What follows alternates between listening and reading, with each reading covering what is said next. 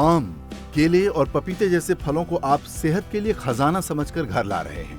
कुछ फल के व्यवसायी ज्यादा मुनाफे और जल्द बेचने की लालच में फलों को पकाने के लिए औद्योगिक ग्रेड कैल्शियम कार्बाइड का इस्तेमाल करते हैं, जो सस्ता होने के साथ साथ बाजार में आसानी से उपलब्ध है। यह कितना नुकसान पहुंचा रहा है, आप इसका अंदाजा भी नहीं लगा सकते हैं। फलों को पकाने के लिए कैल्शियम कार्बाइड के उपयोग पर भारत सहित अधिकांश देशों में प्रतिबंध है।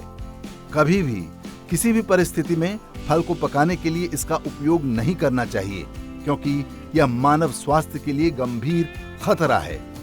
भारतीय खाद्य सुरक्षा और मानक प्राधिकरण ने विशेष रूप से आम के मौसम में फलों को कृत्रिम रूप से पकाने के लिए कैल्शियम कार्बाइड पर प्रतिबंध का सख्ती से अनुपालन सुनिश्चित करने पर जोर दिया है और फलों को पकाने वाले कक्षों का संचालन करने वाले व्यापारियों, फल कारोबारियों और खाद्य व्यवसायियों को सचेत किया है।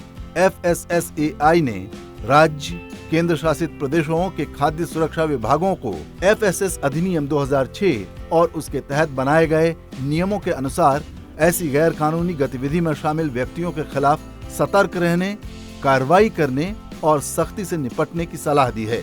कैल्शियम कार्बाइड, जो आमतौर पर आम जैसे फलों को पकाने के लिए उपयोग किया जाता है, से एसिटिलीन गैस निकलता है, जिसमें आर्सेनिक और फास्फोरस के हानिकारक अंश होते हैं।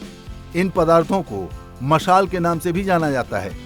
कैल्शियम कार्बाइड से पकाए फलों को खाने से चक्कर आना, मुंह सूखना, जलन, कमजोरी, निगलने में कठिनाई, उल्टी और त्वचा के अल्सर जैसी गंभीर स्वास्थ्य समस्याएं पैदा हो सकती हैं।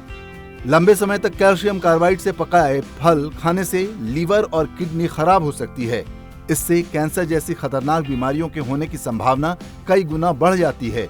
इसके अलावा एसिटिलीन गैस के साथ काम करने वाले लोगों के लिए भी उतनी ही खतरनाक है। प्रयोग के दौरान यह संभव है कि कैल्शियम कार्बाइड फलों के सीधे संपर्क में आए और फलों पर आर्सेनिक और फास्फोरस के अवशेष छोड़ जाए। इन खतरों के कारण खाद्य सुरक्षा और मानक विनियम 2011 के तहत फलों को पकाने के लिए कैल्शियम कार्बाइड के उपयोग पर प्रतिबंध लगा दिया गया।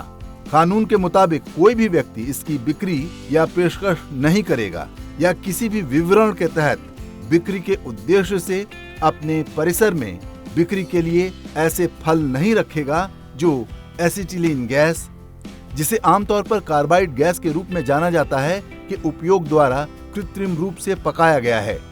प्रतिबंधित कैल्शियम कार्बाइड के बड़े पैमाने पर उपयोग के मुद्दे को ध्यान में रखते हुए FSSAI ने भारत में फलों को पकाने के लिए एक सुरक्षित विकल्प के रूप में एथिलीन गैस के उपयोग की अनुमति दी है। एथिलीन गैस का उपयोग फसल, किस्म और परिपक्वता के आधार पर 100 ppm तक की सांद्रता में किया जा सकता है। एथिलीन फलों में प्राकृतिक रूप से पाया जाने वाला एक हार्मोन है, जो रासायनिक और जैव रासायनिक गतिविधियों की एक श्रृंखला शुरू और नियंत्रित करके पकने की प्रक्रिया को निर्धारित करता है। कच्चे फलों को एथिलीन गैस से उपचारित करने पर प्राकृतिक रूप से पकने की प्रक्रिया शुरू हो जाती है, जब तक कि फल स्वयं पर्याप्त मात्रा में एथिलीन का उत्पादन शुरू नहीं कर देता है। इसके अलावा केंद्रीय कीटनाशक बोर्ड और पंजीकरण समिति ने आम और अन्य फलों को एकसार पकाने के लिए एथेफॉन 39% SL को मंजूरी दी है। FSSAI एक स्वायत्त वैधानिक निकाय है जो देश में खाद्य सुरक्षा और मानकों को बनाए रखता है।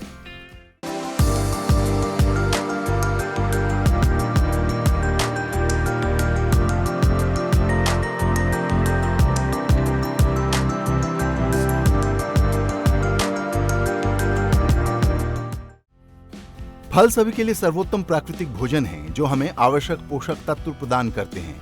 हाल के वर्षों में फलों के फायदों के बारे में जागरूकता और साल भर उनकी उपलब्धता के कारण उनकी खपत बढ़ गई है। फलों के व्यापार में फलों को दूर दूर स्थानों तक पहुंचाना शामिल है। जल्द खराब होने वाले फल जैसे आम, पपीता, केला आदि का भंडारण लंबे समय तक नहीं किया जा सकता है। पकने के बाद इन्हें लंबी दूरी तक ले जाने पर वे खराब हो जाते हैं। परिवहन के दौरान फलों के खराब होने के कारण व्यापारी आमतौर पर फलों को कच्चा तोड़ते हैं और बिक्री से पहले उन्हें कृत्रिम रूप से पकाते हैं, फिर बाजार में पहुंचाया जाता है। कुछ फलों की आपूर्ति श्रृंखला में कृत्रिम परिपक्वता को ध्यान में रखते हुए FSSAI ने फलों को कृत्रिम रूप से पकाने के लिए इथिलीन गैस के उपयोग की अनुमति दी है। इथिलीन गैस विभिन्न स्रोतों से उत्पन्न की जा सकती है। इथिलीन गैस की उच्च लागत और दुर्लभ उपलब्धता के कारण व्यापारी अक्सर कार्बाइड गैस जैसे असुरक्षित और प्रतिबंधित, स्वास्थ्य के लिए हानिकारक राइपनर्स का उपयोग करते हैं। खाद्य व्यवसाय संचालकों, व्यापारियों, उपभोक्ताओं और खाद्य सुरक्षा अधिकारियों के बीच जागरूकता बढ़ाने के लिए फलों को कृत्रिम रूप से पकाने के सभी पहलुओं का विवरण दिया गया है। फलों का पकना भौतिक, जैव रासायनिक और आणविक प्रक्रियाओं का एक संयोजन है, जिससे फल के रंग, मिठास, अम्लता, बनावट और सुगंध में परिवर्तन होता है। सामान्य रूप में यह है एक भौतिक प्रक्रिया जो फल को खाने योग्य, स्वादिष्ट और पौष्टिक बनाती है। FSSAI के SOP के मुताबिक इथिलीन गैस का कोई भी स्रोत फलों से सीधे संपर्क में नहीं आना चाहिए। इथिलीन से फलों को पकाने की प्रणाली, चैम्बर के लिए कुछ चीजों का ध्यान रखा जाना चाहिए। बेहतर तापमान नियंत्रण के लिए एयर टाइट या इंसुलेटेड कमरा होना चाहिए। तापमान और आर्द्रता नियंत्रण प्रणाली होनी चाहिए। वायु का उचित वेंटिलेशन होना चाहिए। इथिलीन गैस उत्पादन इंजेक्शन प्रणाली होनी चाहिए। पूरे कक्ष के रखरखाव के लिए तापमान दर्शाने वाला डिस्प्ले बोर्ड लगाया जाना चाहिए। स्टैंडर्ड ऑपरेटिंग प्रोसीजर्स में लोगों के लिए भी परामर्श जारी किया गया है। इसमें कहा गया है कि जानने वाले विक्रेताओं, प्रतिष्ठित दुकानों या डीलरों से ही फल या सब्जियां खरीदें, जो यह भरोसा दें कि फल हानिकारक और प्रतिबंधित रसायनों का उपयोग करके नहीं पकाया गया है। खाने से पहले फलों को पीने योग्य पानी से अच्छी तरह धो लें। छिलके पर काले धब्बे वाले फलों से बचें, क्योंकि ये फल कैल्शियम कार्बाइड से उत्पन्न एसिटिलीन गैस से पकाए जाने की आशंका होती है। इसके अलावा कुछ विधियां बताई गई हैं जिसका उपयोग करके घर में ही फलों को 4 से 6 दिनों के भीतर प्राकृतिक रूप से पकाया जा सकता है। पहले तो पूरी तरह से तैयार होने पर ही फलों की तुड़ाई करें। फलों को अलग अलग कागज में लपेटें या पेपर बैग में रखें। कच्चे फलों को एयर टाइट चावल के डिब्बे, कंटेनर के अंदर रखें। इन विधियों से फलों के चारों ओर इथिलीन गैस जमा होती है और फल तेजी से पकने लगता है।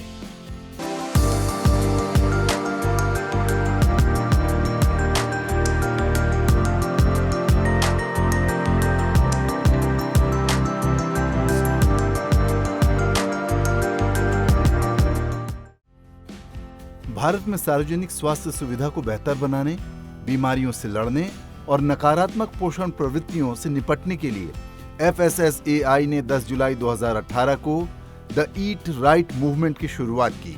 ईट राइट इंडिया अभियान भारत सरकार और FSSAI की एक पहल है, जो सभी भारतीयों के लिए सुरक्षित, स्वस्थ और टिकाऊ भोजन सुनिश्चित करने के लिए और देश की खाद्य प्रणाली को बदलने की कोशिश है। ईट राइट इंडिया देश के राष्ट्रीय स्वास्थ्य नीति 2017 से जुड़ा हुआ है। FSSAI वह निकाय है जिससे भारत में लोगों के लिए सुरक्षित और पौष्टिक भोजन की उपलब्धता सुनिश्चित करने की अपेक्षा की जाती है। इस प्रकार ईट राइट इंडिया अभियान देश की खाद्य प्रणाली को सुरक्षित और स्वस्थ खाने की आदतों में बदलने के लिए एक बड़े पैमाने पर चलाया जा रहा प्रयास है। अभियान कृषि, स्वास्थ्य, पर्यावरण और अन्य मंत्रालयों के खाद्य संबंधी जनादेशों को एक साथ लाता है। ईट राइट इंडिया का 2050 तक का विजन सभी के लिए सुरक्षित, स्वस्थ और टिकाऊ भोजन की संस्कृति बनाने के बारे में है। ईट राइट मूवमेंट अभियान में 3 प्रमुख विषय हैं, जिसमें व्यक्तिगत और आसपास की स्वच्छता सुनिश्चित करने, आहार विविधता और संतुलित आहार को बढ़ावा देने और स्थानीय और मौसमी भोजन को बढ़ावा देने के साथ भोजन के नुकसान को रोकना शामिल है।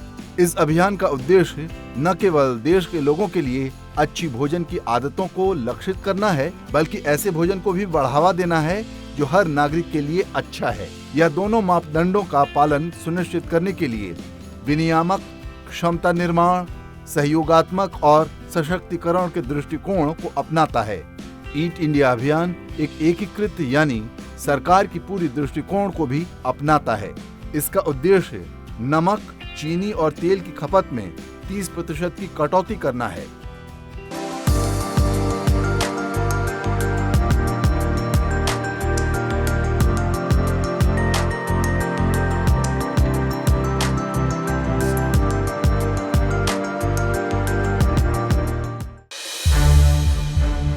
संसद टीवी के और भी प्रोग्राम्स देखने के लिए सब्सक्राइब करें हमारा YouTube चैनल और हाँ, इन्हें लाइक और शेयर करना ना भूलें।